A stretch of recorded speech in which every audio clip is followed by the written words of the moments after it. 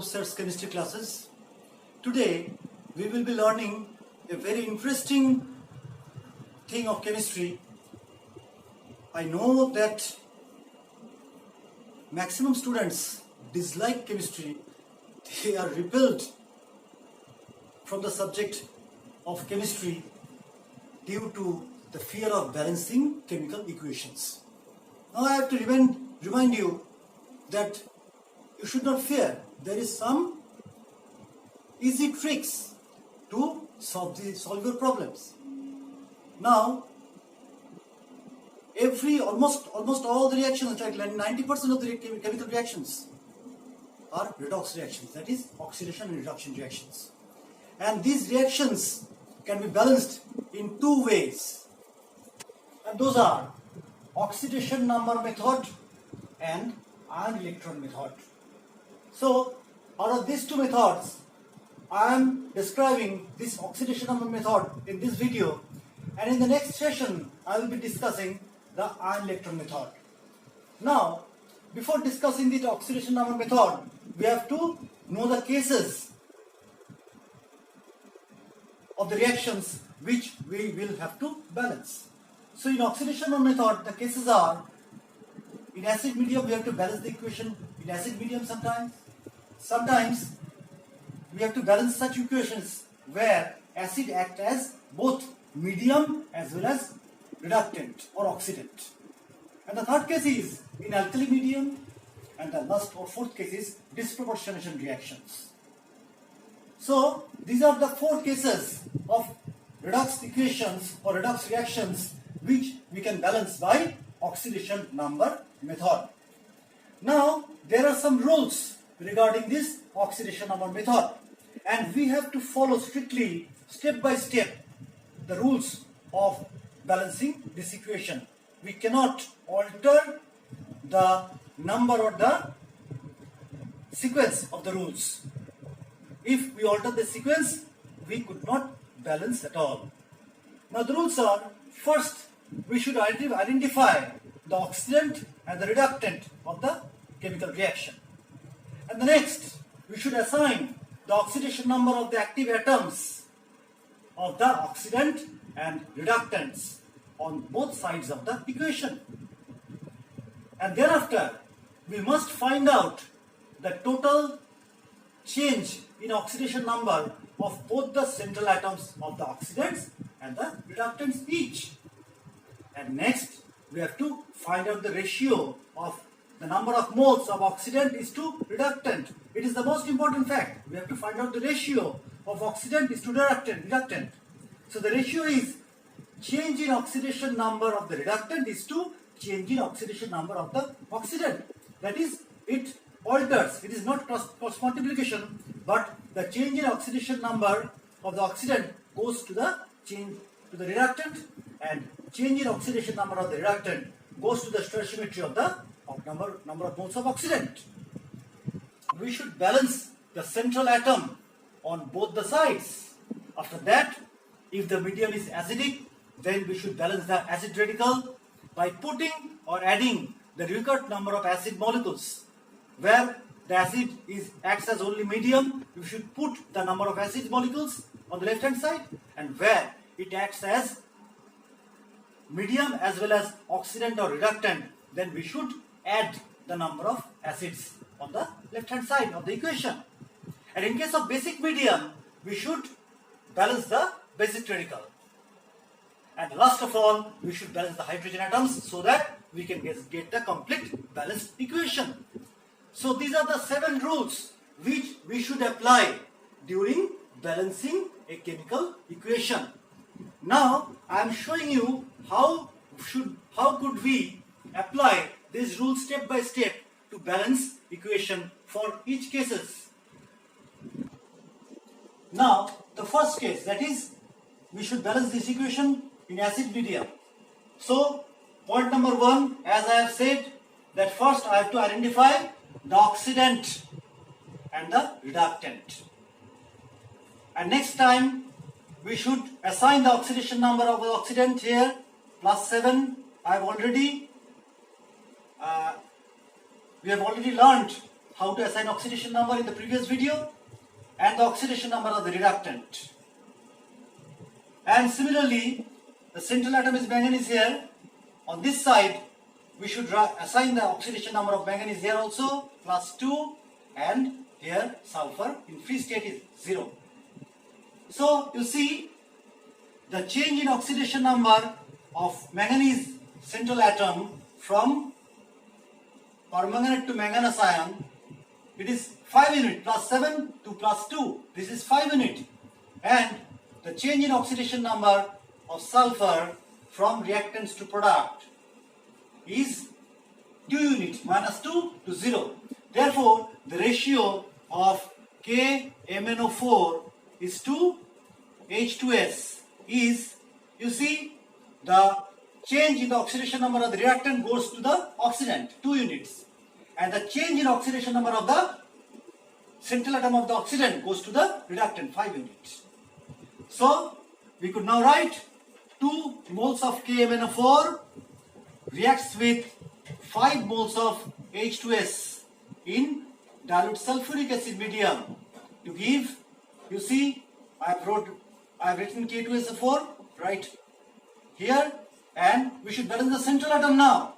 Here are 2 Mn atoms. So, here will be 2 Mn atoms also, MnSO4, 2 MnSO4. Here are 5 S atoms. So, here will be 5 S and water. Now, since acid is the medium, we should balance the acid radical by putting the stoichiometric coefficient on the before the acid molecule. So, here are 1 and 2, 3 sulfate radicals. 3 sulfate radicals comes from 3 sulfuric acid. So, we are putting 3 here. And last of all, you see, we should balance the hydrogen atoms. Again, we write the equation KMnO4 plus 5 H2SO4 plus 3 H2SO4 gives K2SO4 plus 2 MnSO4 plus 5S. Now you see, we are balancing the hydrogen atoms. 5 to the 10, 3 to the 6, total 16 hydrogen atoms. So, there will be 8 molecules of water. Here is the ready balanced equation. So, it is so much easy. There are 7 points, but on doing, exercising or practicing the balancing method, we find it very small and very easy. Now again, I have written another redox equation. Here first we have to assign the oxidant and the reductant. So this is the oxidant and this is the reductant. The central atom has the oxidation number of +6 and here the central atom has the oxidation number of -1. In the right hand side, the central atom is chromium here, which bears the oxidation number of +3 each, and oxygen in the right hand side is 0. Therefore, you see the change in oxidation number from +6 to +3, it is 3 unit in chromium for one chromium atom. But for there are 2 chromium atoms, so for 2 chromium atoms there, the change in oxidation number is 12 units. And again you see, oxygen atom changes its oxidation number from -1 to 0. So 1 unit change for each atom, but there are 2 oxygen atoms such. So total change in oxidation number 2 into 1 equals to 2 units. So the ratio K2Cr2O7 is to H2O2 becomes opposite 2 is to 12. That is 1 is to, 3 unit. Here will be 3 unit +6 to +3, 6. Very sorry. 2 is to 6. So 1 is to 3. Now we can write 1 K2Cr2O7 plus 3 H2O2 plus H2SO4 gives, we should balance the central atom here. We are writing K2SO4 right here. Then 2 chromium atom here, and in the chromic sulfate here are also 2 chromium atoms. So there will be 1 chromic sulfate, Cr2SO4 whole thrice. Chromium atoms are balanced in both the sides. Now you see the oxygen atom 3 O2. So there will be 3 oxygen atoms, oxygen molecules. Sorry. and last of all we will write water. Now we have to balance the acid radical sulfate. There are, you see, 1 and 3, 4 sulfates. Since acid acts as medium here, we should put 4 sulfuric acid because 4 sulfates come from 4 sulfuric acid. And now we have to balance the hydrogen atoms. Here are 6 and 8, 14 hydrogen atoms. So the number of water molecules will be 7. So the balanced equation will be K2Cr2O7 plus 3H2O2 plus 4H2SO4 gives K2SO4 plus Cr2SO4 whole thrice plus 3O2 plus 7H2O. This is the required balanced equation. Now the second case where the acid itself acting as medium as well as reductant. This one is oxidant and this one is reductant. This central atom has plus 4 oxidant state and here the central atom is Cl which has minus 1 oxidant state. In the left hand side, manganese is the central atom which gets plus 2 oxidant state and chlorine gets 0. That is in free state, 0 oxidant state. So the change in oxidation number of manganese is plus 4 to plus 2, 2 units. And the change in oxidation number of Cl atom from chloride to chlorine is 1 unit. So MnO2 is to HCl is, it will reverse 1 is to 2. So we can write MnO2 plus 2 HCl gives, we should now balance the central atom, 1 Mn, so 1 MnCl2. 2 Cl from 2 HCl, so 1 Cl2, and last of all H2O. Now you see this MnCl2, this Cl2, 2Cl chloride ion acid radical comes from 2 HCl molecules, so we have to add here 2 HCl more, and the number of HCl will become 4.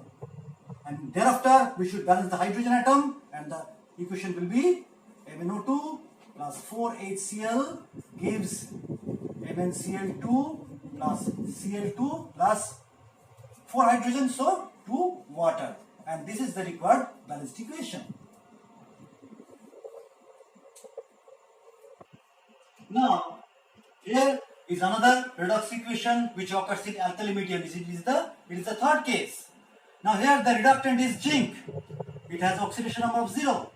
And here the oxidant is sodium nitrate in NO3, where the central atom is nitrogen and its oxidation number is plus 5. And medium is alkaline. And here the central atom zinc has plus 2 oxygen state. And in ammonia the central nitrogen atom has minus 3 oxygen state. So the change in oxidation number of zinc from reactant to product is 2 units. And the change in oxidation number of nitrogen from reactant to product is from plus 5 to minus 3, that is 8 unit. Plus 5 to minus 3, 8 unit. So ratio zinc is to NaNO3 becomes, we should reverse the order, 8 is to 2, that is 4 is to 1. So you see 4 Zn plus NaNO3 plus NaOH gives, we should balance the central atom 4 Zn, so there will be 4 Na2 ZnO2 plus, you see there are 1 nitrogen atom fixed, so 1 ammonia will be there plus water. Now see we have to balance the basic radical, that is sodium ion or sodium atom. There are 8 sodium atom in the right hand side, and there is a fixed of 1 sodium atom is sodium nitrate. So more 7 sodium atoms are required. Therefore the equation will be 4 Zn plus NaNO3 plus 7 NaOH, which gives 4 Na2 ZnO2 plus NH3 plus H2O. We should now balance the hydrogen atom. Here we see 7 hydrogen atoms, and here we find a fixed of 3 hydrogen atoms. Now 4 hydrogen atoms are needed, so 2 water. Before water, 2 will be added. So the balanced equation will be Zn, 4 Zn plus NaNO3 plus 7 NaOH gives 4 Na2ZNO2 plus NH3 plus 2H2O, and this is the required balanced equation.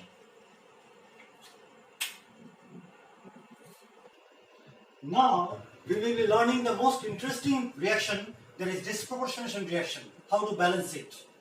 Now here you see, disproportionation reaction is such a redox reaction where the same substance acts as oxidant as well as reductant and attains to different oxidation state from a single oxidation state. Here you see phosphorus is in 0 oxidation state, free state, and here it becomes -3, it attains -3 oxidation state by from 0 to -3, that is it is reduced, it gets reduced, and in another one in sodium hypophosphite NaH2PO2 it is +1, that is it gets oxidized. So it is disproportionation reaction.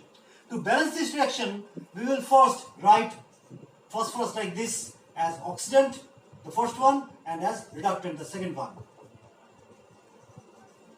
Plus NaOH plus H2O, pH3 plus NaH2PO2, 0, 0. Now see, oxidant itself gets reduced to phosphine pH3, the change in oxidation number is 3 unit, and the reductant itself gets reduced to hypophosphite, sorry, oxidized to hypophosphite, the change in oxidation number is 1 unit. Therefore, P is to P, one is oxidant and the other is reductant, equals to, it will reverse, the order will be reversed, 3 is to 1. So you see, we can write now 3P plus P plus NaOH plus H2O gives, now we have to balance the central atom, 3P. From this P oxidant, we get phosphine, so there will be 3PH3 and 1P here, which produces NaH2PO2, so there will be 1 NaH2PO2. Now we shall balance the sodium atom. Here we see, you see that there are, very sorry, there is some mistake, I think. It will be 1:3, very sorry. It will be 1:3. So the ratio will be P plus 3P. Now from this P, we get 1 phosphine, since there is 1 phosphorus. And from this P, we will get sodium hypophosphite.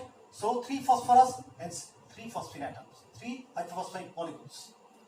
So you see, we have now to balance the sodium atom. There are 3 sodium atoms, so here will be 3 sodium hydroxide, and we can add this up. 4P, that is P4, or and plus 3 NaOH plus H2O gives pH3 plus 3 NaH2PO2.